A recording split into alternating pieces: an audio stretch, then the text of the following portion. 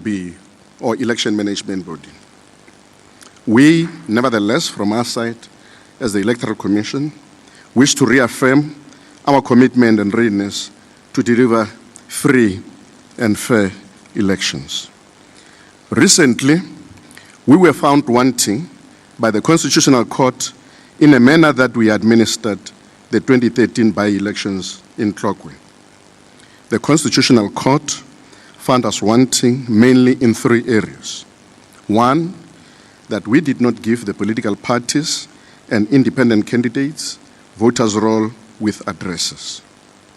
Two, that we did not provide the political parties and independent candidates with voters' roll on time. And lastly, that we allowed individuals who were not ordinarily resident in the wards where the by-elections were taking place to register and vote in those by-elections. Even though the 7 wards in Tlokwe only have 22,000 voters out of the 25.3 million registered voters we have, the judgment has had enormous implications for the way we will have to administer the 2016 local government elections. To help improve the accuracy of locating voters in the correct voting districts, we are currently embarking on the following steps. You may recall that these are some of the issues that the Constitutional Court suggested that we, or rather directed, that we should deal with. One, that we are developing improved maps in areas that do not have conventional addresses. By the way, only 37% of our country has got formal addresses that can be identified through what we call NAD, or National Address Directory.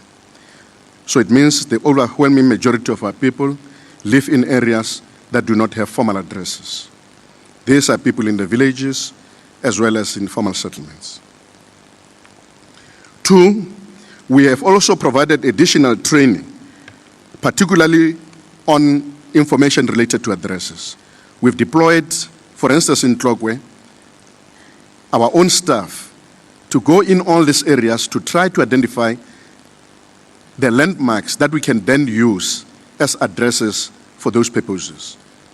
To simplify it for you, if we come to an area where there is no address, we will try to identify some of the landmarks that we can use for the purpose of address. We can use, for instance, if there's a big tank, what they call Jojo tanks, we will say a Jojo tank is your address. We have already done that, and we have already had registration taking place in Tlokwe using that kind of information. In order for you to be able to use this information, it means our staff must actually go to those localities, identify the landmarks that we can then be able to use, but it must be landmarks that are identified also and recognized by the local communities. And then thirdly, we are also emphasizing sound local geographic knowledge, as I've indicated to you. Another aspect is that we have introduced another form. We call it an affirmation form. It's almost like an affidavit, but it's not an affidavit. It's a form that a person who comes to the voting station and does not have an address will have to sign in order to be able to say, this is exactly where I stay. I live in this area that I claim to be a resident. You may recall, those of you who have seen the judgment, that the judgment has indicated that the Electoral Commission is not obliged to provide, rather to get and verify the addresses of the voters. But at the same time, the Electoral Commission is obliged to find what the court calls sufficient particularities that can be able to assist us to be able to locate the person in an area where we say, rather in the segment of the voters' roll, in that area where they say they are resident. Ladies and gentlemen, the electoral process is a joint responsibility. It's a joint responsibility between ourselves as the Commission and various stakeholders. From our side, as the Commission, our responsibility is to organize, manage, and administer the elections. We also have got a responsibility of having to ensure that those elections are free and fair, and also to declare the results thereof. But the political parties have got a major responsibility as our partner. They've got a responsibility of firstly having to excite and mobilize people to participate in the process, but also to make sure that the process within the elections or the environment within which the elections are taking place is conducive for free and fair elections. And we'll be relying on you, but we want to thank you as political leaders who are here, all the political parties, for the role and the cooperation that you have had with us as the Commission. Another stakeholder that is important, it's obviously the civil society. We've been working very, very closely with all organs of civil society, the religious leaders, religious institutions, traditional leaders.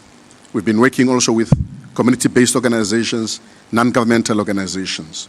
And we're going to continue operating with them because they also have got a responsibility in terms of, firstly, of mobilizing people, of providing voter education, but also of ensuring that when we go to the elections, they can also observe those elections. They understand the responsibilities. We've been working very closely with them in those areas. The media has got an important responsibility. We want to thank you as well for all the time disseminating information to the voters and making it easier for people to understand the process and how things are supposed to be run. We want to thank you as well for your cooperation. The electorate, want to thank them, want to thank all of you for making it easy. The elections are not about the ballot papers and all the things that are happening. They're actually not even about the political parties. The elections are about the will of the people. We have introduced all the institutions, including the political parties in societies where there is democracy, in order to give expression to that will of the people. So it is important that we understand every time when we run the elections that the most important people in the elections is the electorate. We want to thank them as well for their cooperation and for ensuring that our voters' roll has got as many people as we have. On behalf of the Commission, I want to thank the Municipal Demarcation Board and its leadership, all the commissioners that are here, from the chairperson, Ms. Tupana. I must indicate that we are very, very anxious as the Electoral Commission. We engage with the MDB from the beginning. We established committees where we are going to be operating together at technical level. But we are always very, very anxious, wondering whether they'll be able to deliver on time, because they were the most important dependency going in this 2016 local government elections. We want to thank you that you were able to deliver everything according to the timeframes as we had agreed. But let me thank the organizers of this event and our program director, Dr. Masuk, for doing such a fantastic job. Thank you very much.